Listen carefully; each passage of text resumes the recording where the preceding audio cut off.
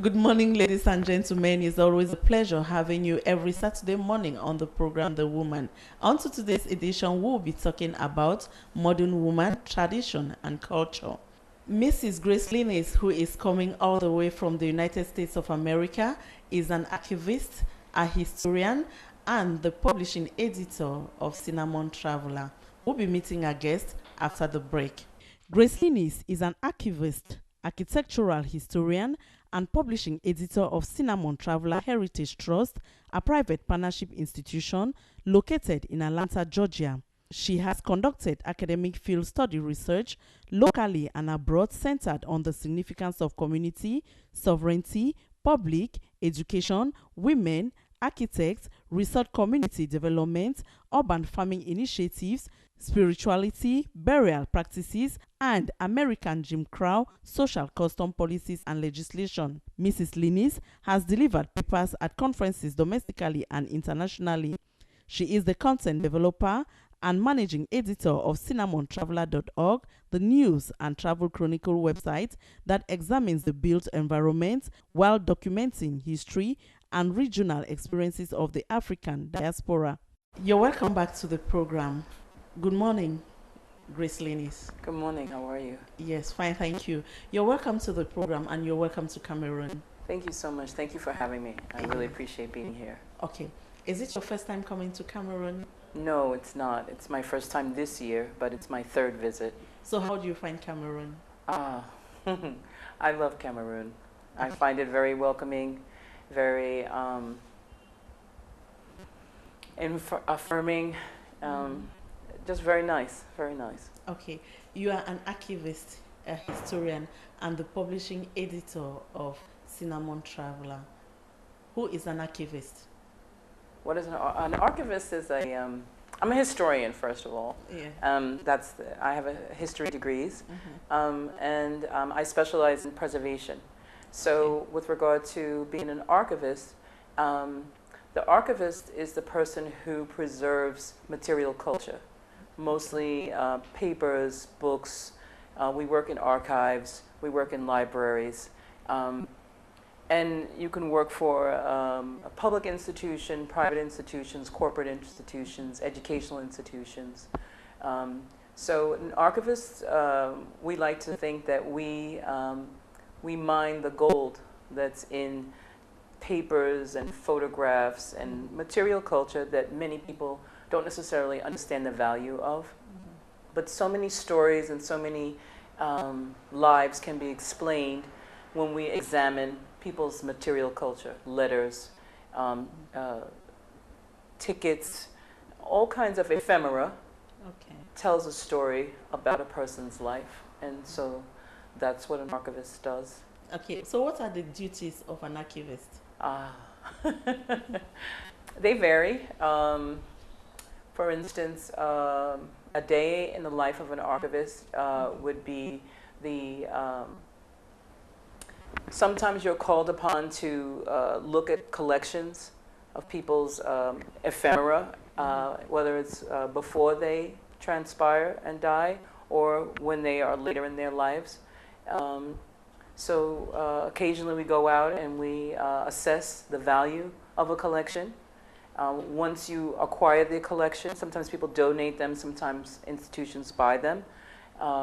Once you acquire the collection, then your job is to preserve the pieces inside the collection. When I say ephemera, I mean things. So as I stated, letters, report cards,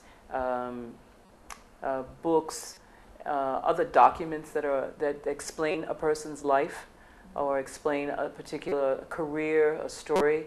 I'm thinking about some of the large companies. They have archivists who are on site, and what they do is they hold on to all of the papers that sort of track the life of the organization, the projects that the organization is undertaking. The archivist also is the person who preserves these documents so that researchers can come and they have things to look at when they're doing research. Say, for instance, say something that's relative to Cameroon, say the discovery of Bimbia. and the port of Bimbia as a place for export of people during the bondage era.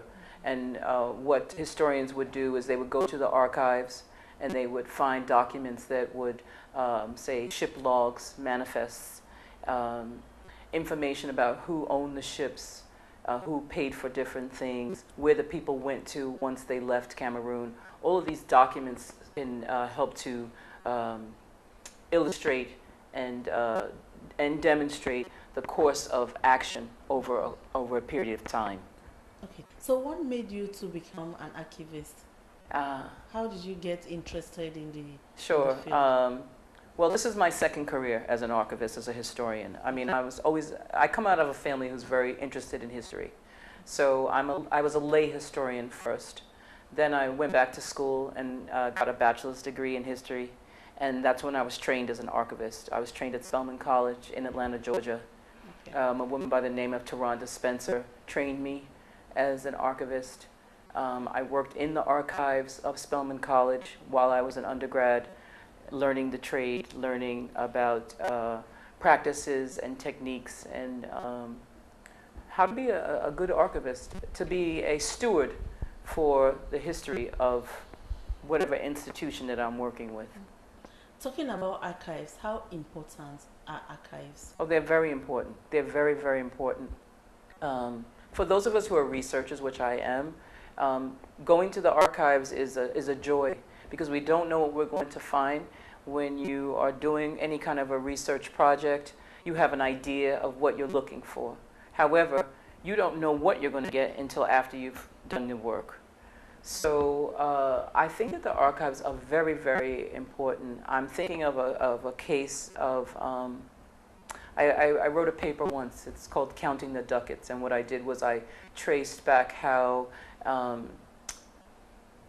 Vatican papal bulls, which are the letters from the Pope, and how they sort of authorized the Iberian. This paper, Counting the Ducats, what I did was I looked at the papal bulls and I looked at how Iberian colonization of the Western world was financed by the Catholic Church. And so what we were able to find is we found that all of these different letters, they started to talk about if the people are heathens, then you can go and take their land. All of these things that had been saved up, all these documents that had been saved up, we were able to go in the 21st century, find them and write research about them. I wanted to find out when was the first group of people brought to Europe enslaved. And I was able to find the letter from the scribe from, I think it was King Henry or Prince Henry. It was a Portuguese prince. And the day that he was knighted, the scribe wrote about the event. It was at Lagos de Algarve, 1444, August 8th.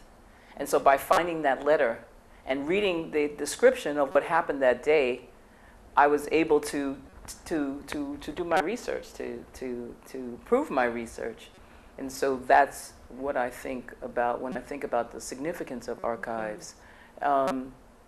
When I was trained as an archivist at Spelman College, I was assigned to a collection that's called the Harold White Collection. Oh, yeah, because the wife was Claudia White Harold, the husband was Kemper Harold. She was the first graduate of Spelman College to get a bachelor's degree, and he was one of the founders, or the founder of the Glee Club. And that collection turned out to be 5 different families inside that collection that crossed many generations, because her father was one of the founders of Morehouse College. Her husband was one of the founders, or the founder of the Glee Club. She, as the one of the first graduates of Spelman College, she had papers that went back to her own mother, who was a bonded woman, a woman who was in bondage, whereas her father was not. But her father was a person who had an Indian mother who remembered the Trail of Tears. And so there's all of this information that came out in this just one collection. Mrs. Harold had died. Harold Love is her name. Josephine Harold Love is the daughter of Claudia White Harold. When she passed away in Detroit, her papers were brought to Atlanta, to Spelman, and then that's how I was trained. So I was the primary inventory archivist on that project. Okay. Now, apart from being a historian, you're also the publishing editor of Cinnamon Traveler. Yes. what is Cinnamon Traveler all about? Oh, yeah. CinnamonTraveler.org is our web face to the world. We've been on the World Wide Web since 1998. Cinnamon Traveler started out as a travel destination review column in a Brooklyn newspaper. Then we wrote, it's a family business. Okay. We wrote about Black family travel in Martha's Vineyard in the late 90s. This is the first place that I allowed my son, he was a teenager at the time, I turned him free, turned him loose. Because we're New Yorkers, we don't turn our kids loose. If you like them, you keep them close to you. But on the vineyard, it's a safe space. And this is the place that we went to go on holiday, and we were able to let him have freedom there.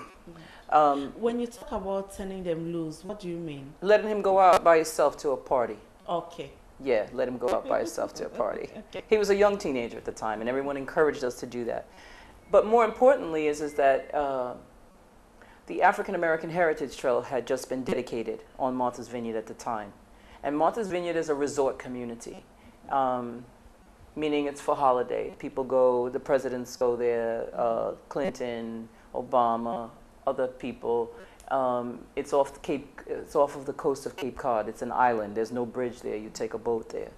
So I wrote about it from an African family perspective, and people the Heritage Trail.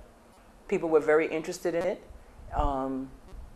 and I decided I was working in corporate life. I'm a telecommunications analyst by trade, and I had had enough of corporate life, and I had an opportunity to go and start Cinnamon Traveler, to take it from being just on paper and then bringing people, or creating a tour so that when people came to the island, they would be able to learn the history of the island. So Cinnamon Traveler became a guide service.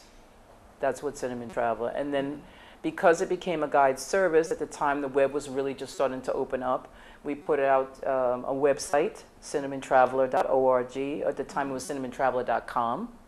We have both com and .org.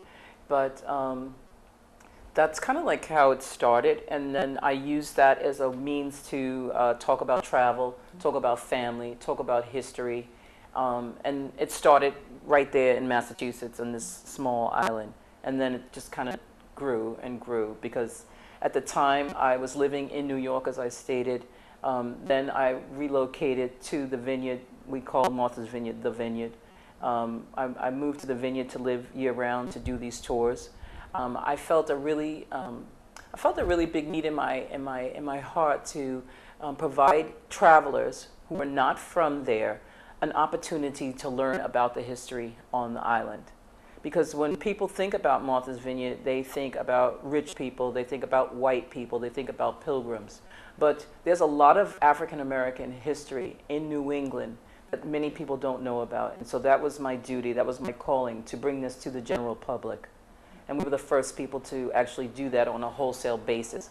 We did not create the trail, but we were the first to bring it to the public. Okay.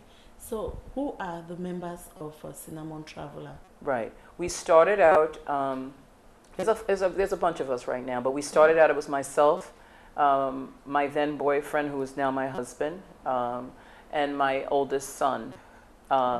Since then we've evolved, and we have some other people who are involved in it. We have some members that are in Atlanta that help us with the urban agricultural side of it, which I guess I'll explain another time. As well as we recently have brought in a partner here in Cameroon, a man named Mr. Monjombe. He's the African market developer for Cinnamon Traveler, because we've gone from just on the vineyard, then we started doing, providing trips for people to travel to Cuba, to Brazil, also to look at the African diaspora experience in these places, the experience as well as the influences on the history, the culture, the traditions. And now, since we've been coming here to Cameroon, we're very much interested in helping people from the diaspora to connect back with the continent, and particularly with Cameroon, because Cameroon is, we hear that Cameroon, and I want to confirm this or attest to this, Cameroon is little Africa, because every aspect of Africa can be found here in Cameroon. Grasslands, deserts, rainforests, coastal areas. You have Nile Valley retentions. You got a lot of stuff going on here in Cameroon. Plus, it's a very nice place. The people are kind. It's stable. The political environment is stable. And so we think that this is a great place for us to bring people who are new to the continent, who are afraid to come to the continent, because there's this huge false narrative about what life is like in the continent of Africa. First of all, many people in the U.S. think that Africa is a country, not a continent that has 55 countries in it. And then we're fed this idea that everything here in Africa is broken, is poverty, it's lack, no abundance, just what we say in the street, busted. Okay. And so we have found that it's everything but that. It's not busted. It's everything, you know, it's like everywhere else. You have high and you have low. Yeah, in the United States, we have a lot of people who are poor and not doing well. It's hungry. I mean, we have a lot of disparities in the U.S., but you don't hear about it. You only hear about the disparities in Africa. So this is our way to assist people who are looking to reconnect with their roots, who want to see what it looks like. What does it look like with a place that matches the back of my hand? What does that look like? You know, many generations of people who are from the diaspora have always wanted to come back to the continent, and they have lived their lives and they've never had the opportunity to do so. So I feel, as a blessed person who's had this opportunity, who's been welcomed, who's been given this opportunity, I feel that it's part of my calling to offer this to people in the West who want to do this. Okay, so what does it take to become a member of Cinnamon Traveler? You have to be able to, well, that's a very good question. There's different levels of membership, let's put it that way. Okay. You could be a working member of Cinnamon Traveler, meaning that you're doing something to help us to promote the mission, to further the mission. So you're bringing something to the table. Or you can be a traveler who is interested in traveling, and you want to find out more about one of the places that we provide access to. One of the things that people want when they hire a guide or a guide service is they're paying for your social capital. Okay, meaning who do you know, and how can you help me to get to these people that you know? For instance, the other day we were invited to a festival. I brought people with me to the festival.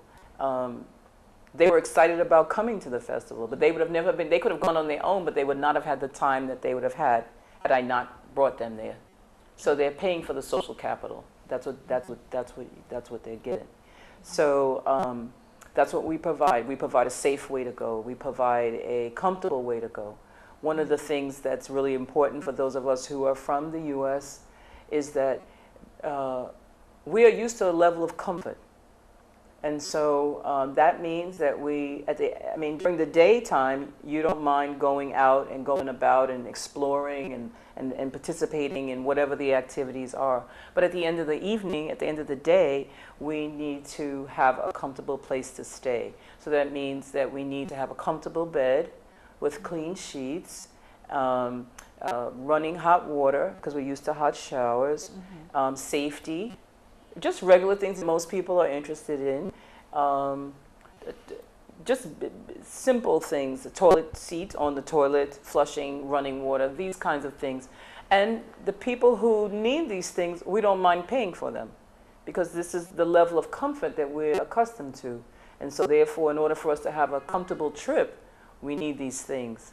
And that's part of my job, has been to, part of this dispelling this false narrative is to show people, no, you can come to Africa, you can come to Cameroon, and you can live really well. You can be comfortable. You're going to pay for it, but you pay for that at home as well. Yeah. So how do you get these people? How do you get the people that you bring to Africa? Well, through word of mouth, through advertisement, through social media, through the website, through venues like this, being able to speak to people on larger audience, through the radio, just different venues. But a lot comes through word of mouth. A lot of things happen through word of mouth, meaning that when people hear about what you're doing, and then someone else will say, you do want to go talk to so-and-so. They know about this. And so many people that I work with, they come to me that way. And I like that, because I like to know who the people are that I'm working with. I like to know, if I don't know you directly, at least I'd like to know that I know someone who you know. Because the other thing with social capital is people on the ground, the reason why you have this access to them is because they trust you, or they like you, or they think that what you're doing is good. So you want to make sure that you're bringing people to them who will respect the customs, the culture, the tradition. And so for me, it's very important that the people that I work with, that they understand that. Because you can go to any travel agent if you want to go on a trip. I'm not a travel agent. I mean, I do travel arrangements, definitely. I make the arrangements for people.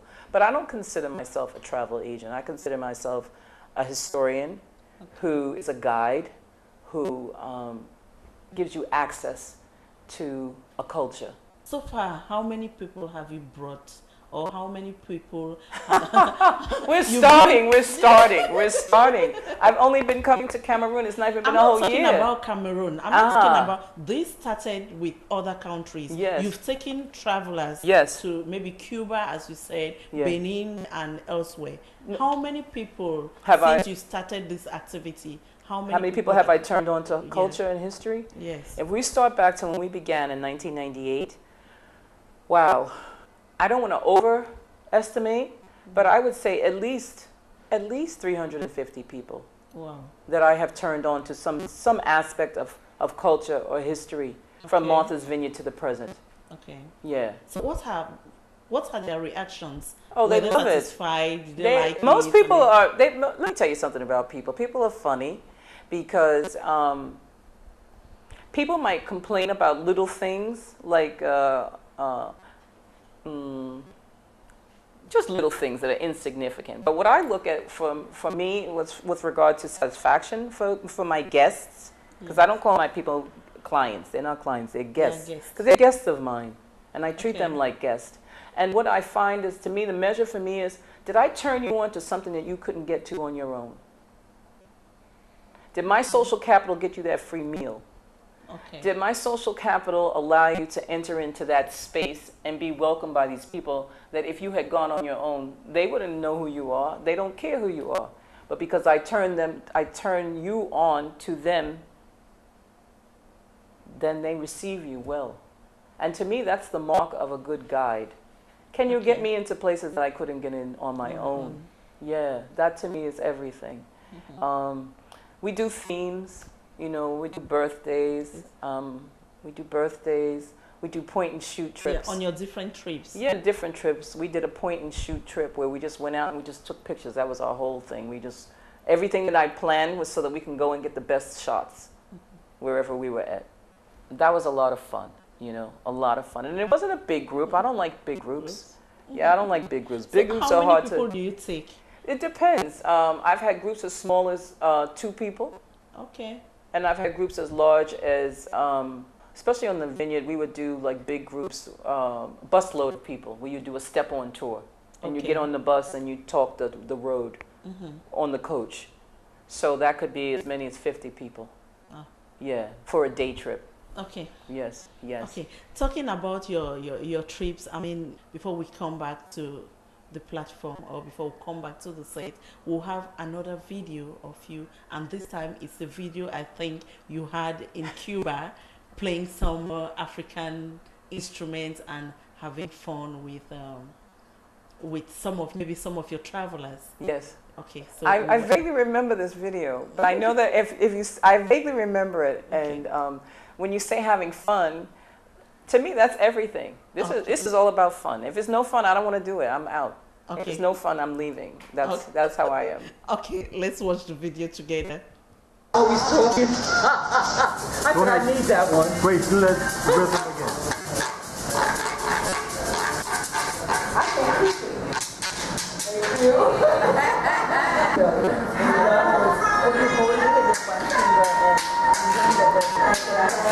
Thank you.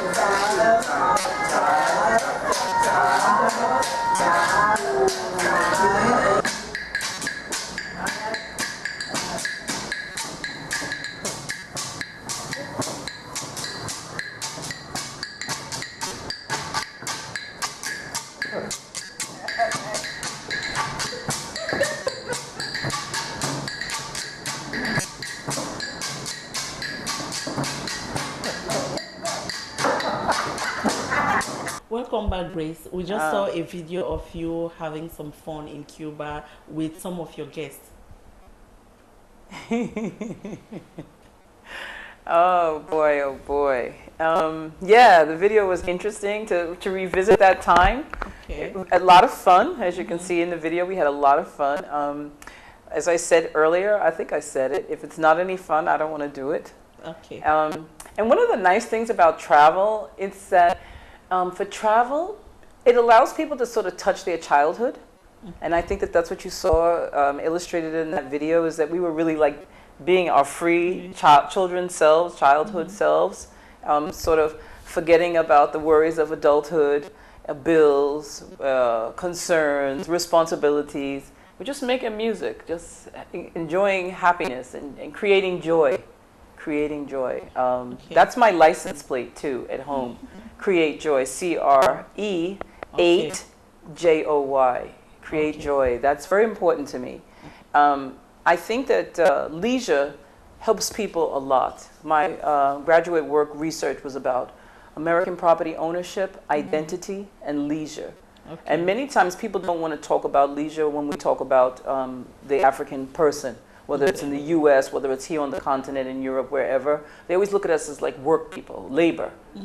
What about how we have fun? How do we have fun? How do we live how do we really live our lives? And think about all of the fond memories that you have in life. They really are about fun. Okay. You know, and the good memories are about the times that you had a good time, that with your friends, with your family, even with strangers. You know, sometimes when you're on a bus or in a public place and something funny happens, just think of the joy that that brings. That allows you to be, that joy is the bridge that allows us to transcend the things that are not so much fun. So that, I'm happy you found that tape. Okay. So when did you decide coming to Cameroon? How did you find Cameroon? How did I find Cameroon? Yes. I had my first trip was an interesting trip. It was a mixed bag. It was a mixed bag. So how did you get to know about Cameroon? I knew about Cameroon for a very long time. I went to college with someone from Cameroon many years ago, back in the 70s. A man by the name of Kevin Fulminke. Okay. I don't know where he's at now. Kevin Fulminke, if you hear this, please look for me, cinnamontraveler.org.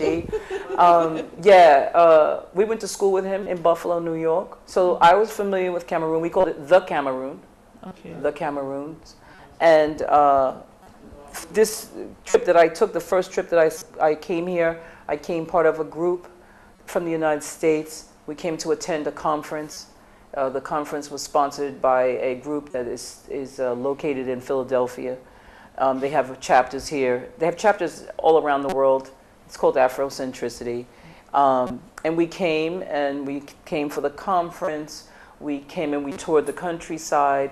We participated in some rites. We were turned on to Jengu, a person who is practicing Lukumi. A practitioner. Lukumi is a branch of Ifa. I come out of a Cuban house, or Cuban line of Ile out of Cuba. But I did not get turned on to the religion in Cuba. I got turned on to the religion in New York. I come from a family that's part of the religion. My great-grandmother was in the religion. My husband's family is in the religion. So we believe in traditional African spirituality. So when we came here and for the conference, to tour, to get turned on to Jengu. Jengu is mermaid lore. Okay. Yeah, and I might not be saying it right. I'm sure the Jengu people will correct me, forgive me. It's part of the Mami Wata sort of society, part of Yemaya society, part of Ifa. It's all traditional African religion, spirituality. So my first trip was all of that. We came for a little less than 2 weeks. It was in May of 2016. It's only been 10 months ago that I was turned on, 11 months So now. when you're coming to Cameroon for the first time, yes, what had you in mind? I was open. I had no idea of what was going to be here for me. Knowing that in most European channels, they project the negative side of I knew Africa. that it wasn't negative because I knew many people who had visited the continent. Okay. All over the continent, all of the different countries. I myself personally hadn't been, but I knew that it wasn't going to be just craziness, because I had seen pictures I'd seen pictures of many cities in the on the continent. As a historian, I pride myself in really being familiar with what's really real, you know, and not a fantasy. So I was coming to look to see, okay, show me the good stuff. I only want to see good stuff. I don't need to see the bad stuff.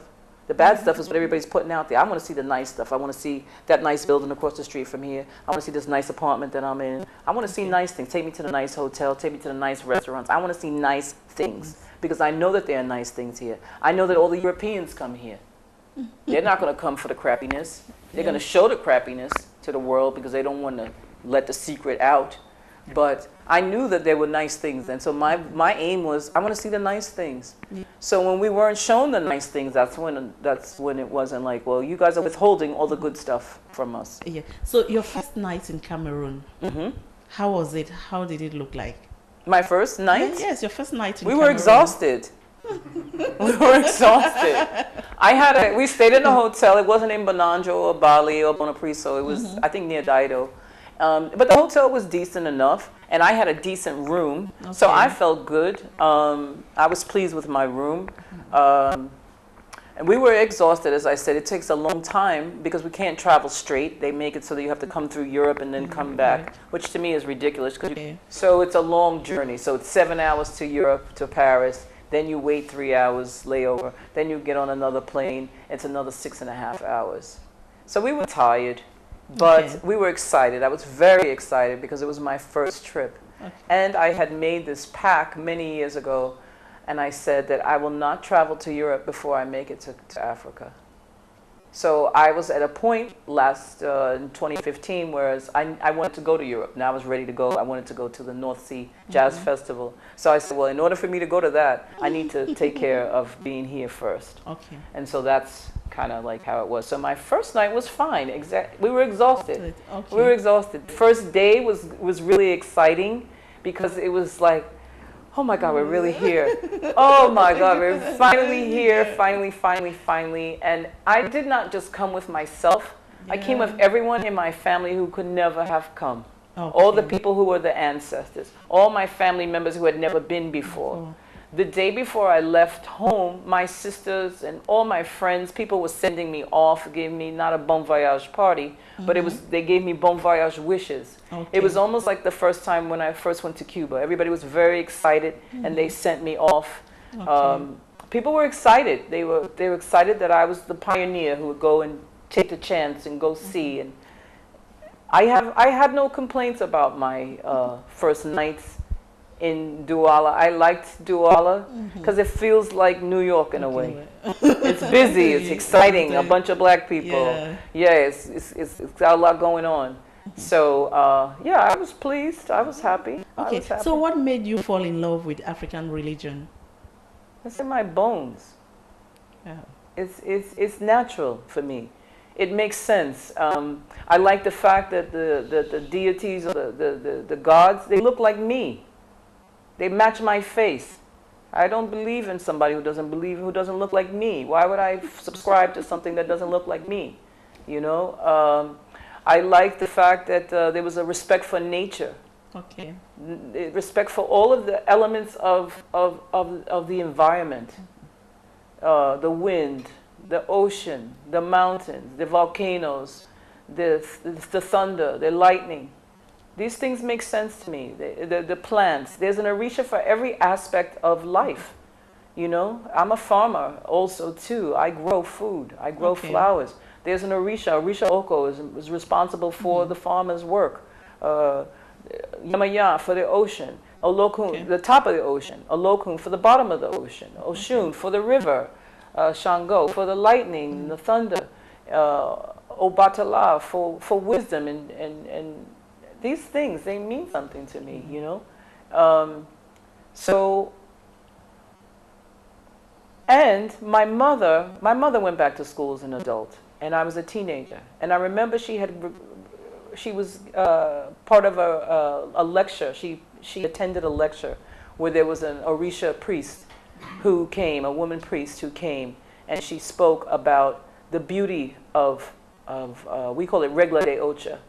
The beauty of the traditional African religions. And it wasn't negative. And she was excited when she came home and she told us. And she said, it's about beauty, it's about light, it's about elevation and development. It's about good health. It's not about what you see on Hollywood, you know, this nonsense about putting pins in people's heads and witchcraft and all this negative stuff. So that turned me on. I knew that it was positive. I knew this from that experience. And then as I became an adult on my own and started to explore, my spirit started calling for it. I remember, you know, a lot of things come to me in the beginning of the year. I'm born at the edge of the year. So in the beginning of the year, the edge of the year, Spirit always talks to me about what I need to do for the next year. Always, it seems. I see the pattern now. But at the time, it came to me that I needed to find out more about it. And my mother-in-law belonged to a traditional church. They sang songs like Going Back to Africa. They sang that in church. Small church, storefront church we call, not a big cathedral or anything. But it was very beautiful. It made me cry. For me, tears are, they represent so many things, but they represent a lot of deep emotions, tenderness inside. You talk so much about religion. You talk so much about the gods. That's the African, that's all what you say. Yes. You talk about tradition, tradition, tradition. Yes. So what's the difference between Christianity and traditional religion? The thing, okay, I'm going to tell you what I think. I'm realizing now. I was raised, I was baptized as an Episcopal. I went to Lutheran school. And in Lutheran doctrine, we do believe that God is within you. But in many other segments of Christianity, you need to go through somebody else to get to God. And God is this fearful person, he's a scornful person, he's punishing people, giving you problems. I personally find that it's restrictive. It's restrictive. I believe in standards. I think that there's a lot of standards and protocol in traditional African religion, but I do think that in traditional African religion there's a little bit more respect for nature, a little bit more respect for people. It's not so dictatorial. We don't believe that you can't, or you shouldn't believe that you can't get to God. There's 1,000 roads to one place. And I think that in traditional African religion, that is respected in most cases. Now, there are a lot of people who practice traditional African religion through a Christian lens. So they're doing things like Christians, but they say that it's, you know, Orisha work. But they really are Christians just using these Orisha tools. My view of many things in the world is there's more than one way to skin a cat. There's more than one road to the same area. And for me, if you're trying to reach spiritual wellness, you have to go the way that works for you. And so for me, this worked for me. It felt good to me. I didn't feel like that I needed to bend myself up in any kind of a way that was uncomfortable for me to reach my goal, to reach, I want to say nirvana, but there's a better word for that than nirvana, just peace. So amongst the things that you've done in Cameroon, yes, apart from the rites that you performed last year, this year you've come back and you were initiated in the Boissalo community. Yes. How is it important? How important is this initiation, and how important is it to reconnect to Africa? That's you, the African Americans, the other way, reconnecting to Africa. Well, first of all, we are Africans in America. Okay. Yeah. No, and I make that distinction because if you know the history of our country, if you know the present of our country, you know that we are second class. We have passports. We say we're American, but we are always treated in a different way than everyone else. Always. People who are non-white in the United States are treated differently. Differently. Oh, what did it mean to be inducted into Boissalo? Yes. It was everything. It was everything. I didn't expect it. It was based off of ancestral conversations, not on my behalf, but on the king, Mbonji Ajengele, my godfather. We say godfather. I speak from a Lukumi perspective, so it's a padrino or a madrina, your godparents, you know. the person who is responsible for your spiritual evolution, spiritual development. So it was based on a conversation that he had with my ancestors. They gave me a name, Abenye, which means, in addition to Saturn, and I think it's Saturn, wife of Jupiter, mother of Heru, I believe. It also means Queen of the Mermaids. It was. So what were your feelings before the initiation and Oh. after the initiation? Okay, before I was a basket case, all week. The week before it was really difficult for me because I didn't know what to expect. I had no idea what to expect. I knew it was a big responsibility. I knew it was a big undertaking. Because what we did was we married my ancestry with the ancestry here. We brought it back. Okay. You know, and there was a lot of different ceremonies and rites. There was some ceremonies and rites that were done in public, and then there were other things that were done in private. And it was over a course of days. It wasn't just one day, that Saturday. So beforehand, I was very nervous. A lot of tears, a lot of worries, a lot of calls back to the States and my spiritual family at home to get support, to just make sure that what I was feeling was natural. Why am I so nervous? Why am I so overwhelmed, you know? And so, and then after, I felt wonderful. Okay. Even in the moment, I don't know if you can see, if you remember how I looked in the moment. I felt very proud. I felt very happy. I felt special. I felt blessed. I felt humbled. And I felt welcomed. I felt pleased too. Were you not afraid? No, I wasn't afraid. What is there to be afraid of? Coming to Cameroon, you've attended so many festivals. I saw you at the Ngondo Festival. I saw you at Boissalo, and you also took part in Festac. What is your appraisal concerning these festivals? The festivals? Yes. Yeah, because I've been to FENAC too, Yes. in Yaoundé. I've been to Tongo, it's a small festival that's in Misalele. I like the way you guys do things here. I like how you preserve your culture. No, really, that's the thing. That's the thing that I love the most about Cameroon, is that it's modern, but it also has a direct tie to what's ancient. So you have this overlap. So like we're using our cell phones to take pictures, Yes. but we're doing things that are traditional things. Like even in Boissalo, we didn't wear shoes. Yes. We didn't wear shoes. No, they No, don't put no, on because shoes. it allows you to be one with the earth. Yes. That was the point of that, to be one with the earth. Not that we didn't have shoes, but that we didn't want to put them on because we're trying to be one with nature, one with the earth, one with spirit, you know. So the festivals, I like the festivals because the festivals seem to show to me, especially the big ones like the festivals, FENAC, Okay. Festac, not the smaller ones, but not like Ngondo, Tongo, Boissalo. Those were individuals for those individual cultures or those individual nations. But the big festivals, what I like about them is that they seem to showcase, highlight, and celebrate the traditions from all the different nations that make up Cameroon. I think that's so important. I think that's so, again, affirming. I think it's beautiful. Can you give us an appraisal of the traditional dance groups and all what was displayed there?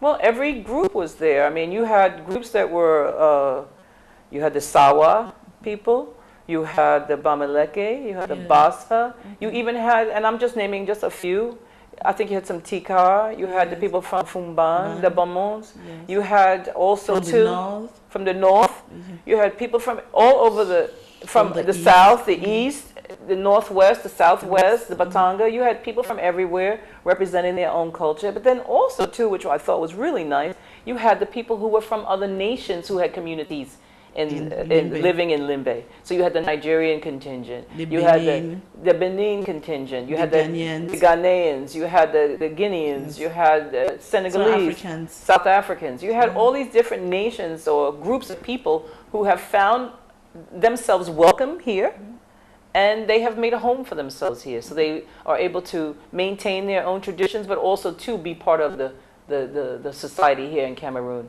Maybe let's see that crown. This is the crown. This is it. And it's made of leaves Yes. and branches. I think it's beautiful. It's almost 2 weeks old. I think the reason why it stayed thus far fresh is because it's cool in here because of the air conditioning. I guess I could put it on to demonstrate. I love it. Yeah. This is the crown that I wore when I was integrated into the society, into the Boissalo village, by my sisters, the women who are part of the Boissalo village, who are related to the Ejegele clan. Yeah, Pongo is from my understanding, is a small part of the Sawa people. So Duwala, Sawa, Duwala, Pongo, Basa. Is that true? Yes. Yes. So I was integrated into that community, again, based on my ancestral line. Many signs came that provided evidence that we were on the right track. Many signs. After this several visits in Cameroon, Yes. you came to Cameroon this other time now. Yes. And they gave you that crown. Yes. Making you a member of Yes. the Ejengele clan. Yes. What next? Any plans To return? to return? Of course. I have a responsibility. I've been adopted by the village. That's basically what it is. I'm the ambassador for the village, one of the ambassadors for the village. And what that means is that we have a responsibility to help the village in any way that the village needs to be helped. So at this point, we're just still, I'm assessing what are the needs of the village. They have a really beautiful children's program that Mama Tute has initiated with the children in the village. It's my understanding that the king has only been reigning for about 3 or 4 years, and I understand that he's made great headway and brought a lot of forward momentum to the community since he's taken over the reign of king of that community. So with regard to Boissalo, I'm open. I have another question for Of course. you. You are traveling all the time. You have so many things that you do. How do you handle all this with family life? My family life is everything to me. Everything to me. My family is what allows me to move and move through the world the way that I do, because I know I have the support of my family. I know that when I return home that they will welcome me, that they are happy for me, that they stay in contact with me, that they keep me grounded. I have many friends because of the type of a person that I am. I have many sister friends who don't have that. They don't have that family life. I worked very hard to build family, to have a husband, to have children, to nurture the relationships with my siblings' children. What can you tell all the Cameroonians watching right now, especially the people of Boissalo? That's the new village. The new village? Your new village. Oh, my new village. Yeah, your new village. I'm The reunited community- to my village. I'm Yeah. reunited to my village because I do believe that I probably did come out of these people. Yeah. Hey, it's so good to see you. It's so good to be part of the group. And let me know what you want to do. Let me know. I have ideas, but I want to hear your ideas because I need to know what you need. Don't tell. It doesn't matter what I want. Tell me what you need, and let's see whether we can work together. I'm delighted to be your sister. I'm delighted to be a voice for you. Thank you for taking some time out of your busy schedule, because while in Cameroon you have to visit one place to another, giving us time, permitting us to listen to you and to share some of what you've experienced in Cameroon with us. Thank you so much. I hope that I have given you good things to think about. I hope I've given you a good impression of Africans from the U.S.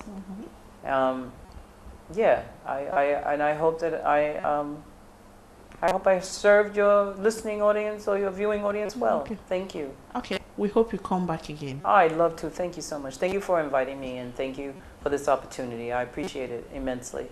That was it for today's edition of the program The Woman. Hope you did enjoy the program. Do take another rendezvous with us next Saturday.